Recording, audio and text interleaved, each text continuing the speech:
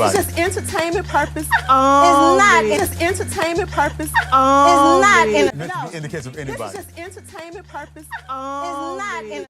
Hi, hotties, kettles, tea-sters. You're here for hot tea. All commentary is alleged, and in my opinion, this is for entertainment purposes only. For the 69% of you that like my content but are not subscribed, go ahead and hit the subscribe button. I know you like my content because you continue to come back.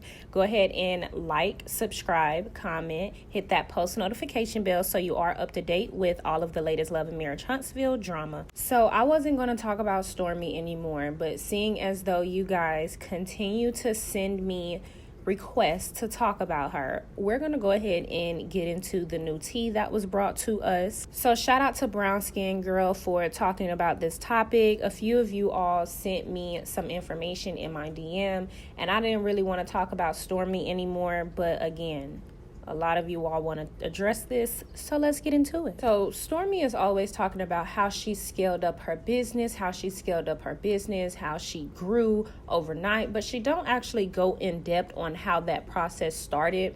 Like, she don't actually tell us how did she reinvest the money, how did she get the funds to scale up her business. I could remember her saying that she reached out to a bunch of investors, but nobody wanted it to invest in her business to help her scale up. But it looked like she may have came across some investors that wanted to help her, or maybe none of those investors that she was talking about wanted to help her scale up even further, potentially because she allegedly didn't pay a loan that was given to her from an investor. Do y'all remember when OWN released the season description talking about Melody took a page out of Stormi's book? It's given Stormi need to take a page out of Mel's book. And realistically, Stormi Guttermouth, you could have really made this a storyline. Imagine how great would it have been for Stumpy, whatever, to come to us on camera and be like, you know what, Mel? I think I made a business decision that I regret, or maybe I regret it, or play like you regret it, even if you don't regret it because you making money that you would have probably never made in your life, allegedly. So you tap into Mel's brain. How is it going with e-commerce? Because, you know, I'm in the big box stores, and they're actually having a percentage more. They take more of a percentage than I would have liked. And what if she would have been going through the process of trying to rework her contract with her big box stores because she's inspired by Melody's e-commerce situation, seeing as though Melody gets to keep 100% of her earnings? You know, maybe she looked at it like, wow, like that's something that I want to, you know, backtrack and go back to. I kind of rushed into it. I'm new at this. I didn't fully read into my contracts. I didn't fully understand business. But no, you come in here with the shenanigans, girl. But seriously, y'all get in the comments and let me know, would that have not been a dope storyline? And considering with everything that she got going on, it might seemingly be true that you want to redo your business contract or your business or revamp your business, because allegedly you working on Canvas 2.0.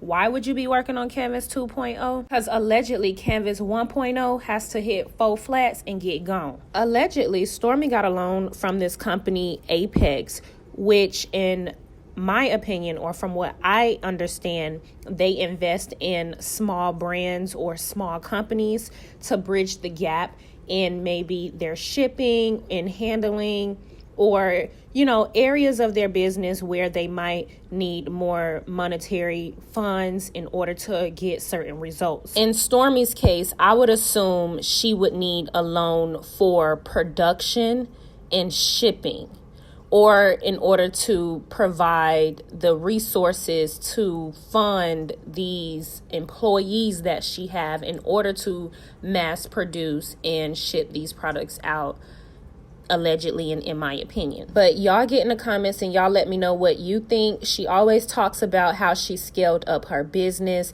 I'm assuming this is what she means when she say I scaled up my business, or I had to scale up my business overnight, or I had to get the funds in order to scale up my business so I can meet these orders allegedly. You guys can pause and read, but I'm just kind of going to skim through this because this is seemingly her story since she went viral overnight. She says in 2019, the company went viral, but the unexpected push from less than 6,000 orders per month to 30,000 in 4 days led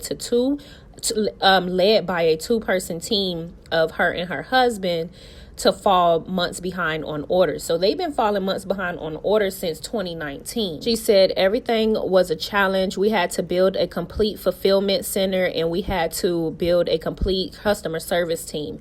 So allegedly, according to Ms. Black Titanic Love, you haven't had that fulfillment center in months. And when I come back to you guys and let you guys know about Stormi's timeline, because she did say she's been in Huntsville since 2012. And that can be true. 2 things can be true at once, because I am having some type of communication with someone who alleges that she did spend some time in Mississippi because things weren't right at home with her and Courtney, allegedly. But again, once I can finish up my research on that and her entire backstory as far as her being here since 2012, then I'll let you guys know on that. So she's been having this issue since 2019, and instead of investing into a liability like a G-Wagon, she should have been reinvesting into her production and shipping and handling. Even though I do know you can get a tax write-off every year for having a G-Wagon because of the weight of the car. But that's neither here or there. I'm not here to count these people's pockets. I'm just delivering you guys the news. She's on here flexing like she got it. And she did say you ain't popping if you not getting sued, which is why people need to be quiet about how much money they have. Like, people with real money, I don't know if y'all know people with real money, but I happen to know a few people with real money, and baby, they real silent.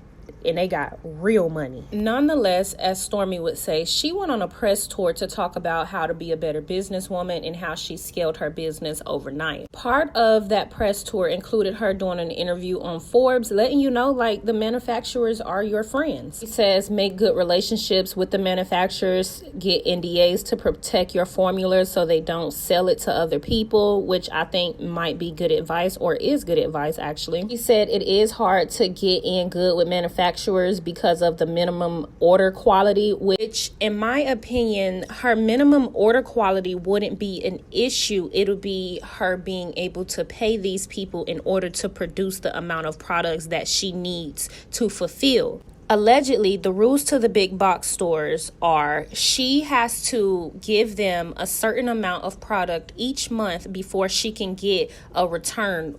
And that return comes to her within 5 months. So every month she's dishing out tons of products to the big box stores and to her e-commerce.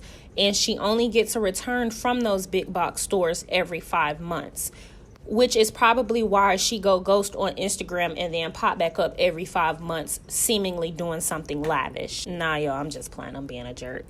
So with that being said, Stormi comes on national television to flex and basically say, you know, you're not popping if you ain't getting sued.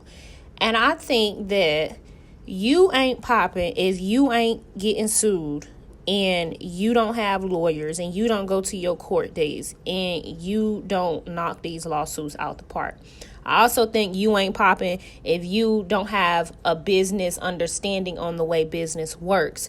Because when you look at this document, you will understand that Stormi borrowed money from Apex, and she hasn't paid that money back or made payments on the money or the loan in at least 6 months. It's one thing to be sued, but to be sued and have no business acumen or understanding on how to get ahead and how to work the system is a completely different thing. Because when you look on this, you see the Apex loan is in her name and not in the Canvas Beauty LLC, in which I reported that she was getting sued in Huntsville for her warehouse, allegedly, and she had lawyers, and that lawsuit was under the Canvas Beauty LLC.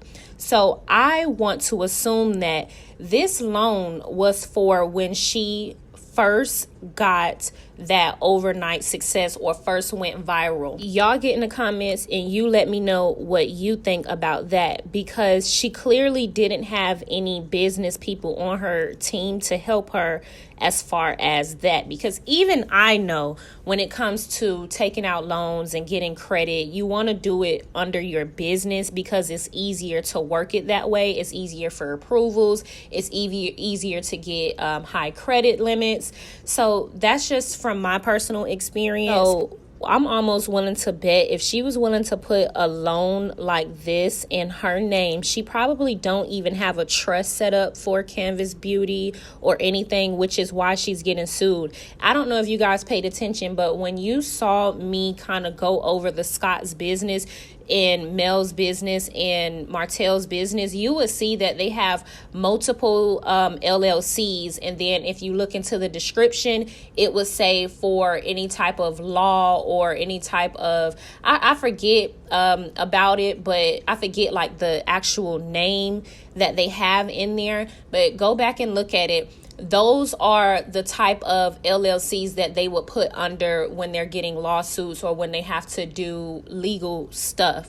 So you're supposed to have multiple LLCs for your businesses to separate certain things, which is why I'm assuming she is probably about to get rid of Canvas Beauty and only work with Canvas 2.0 because she's getting sued and she didn't have her business set up to where it wouldn't affect her entire brand, allegedly, and in my opinion, because you guys did see in her interview that she said she wasn't prepared for that scale up overnight. So I'm almost positive, you guys, that she didn't have her business LLC set up in that way to set her up for success. So like I said, it's supposed to be Canvas for just, Canvas beauty products or whatnot.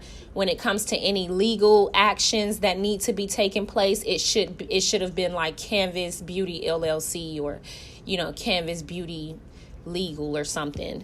So Apex Funding is suing her for $17 million. I don't know. That just sounds like rich people problems to me. Maybe she can pay it off over time, but it seems like she defaulted this case. So she took an L on this one. She didn't even show up to court. She didn't even have any lawyers. So obviously it makes sense as to why she would be hanging out with Letitia and Marceau. Them great minds think alike. They're just like each other. Birds of a feather flock together. That's also not even including the lawyer fees and court fees. And if she doesn't pay this money off, they can come for her home. She already has 4 other lawsuits going on right now So like I said, to the people that keep saying, oh, Stormi is a millionaire, what would she have to lie for? First of all, y'all are idiotic as fuck. I'm sorry for my language, but y'all are so dumb.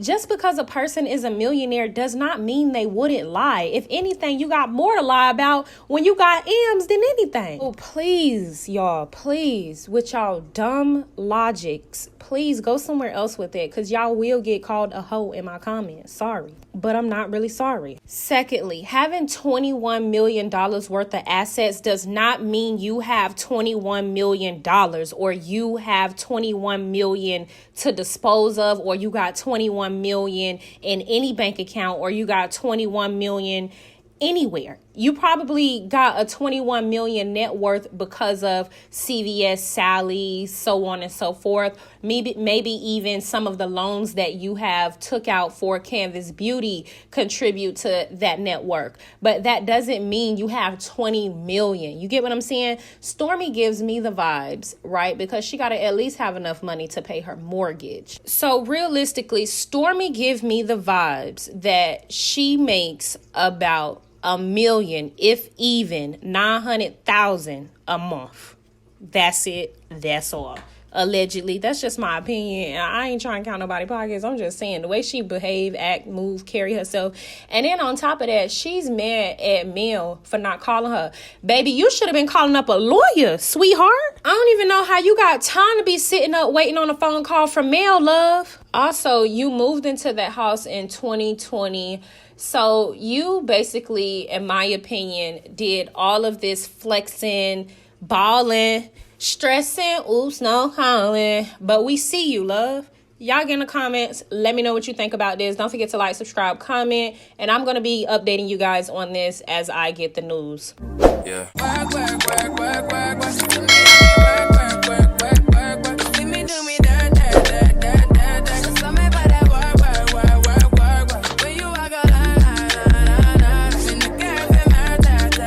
It's just entertainment purpose. It's not. It's just entertainment purpose. It's not. No, In the case of this is anybody. just entertainment purpose. It's not.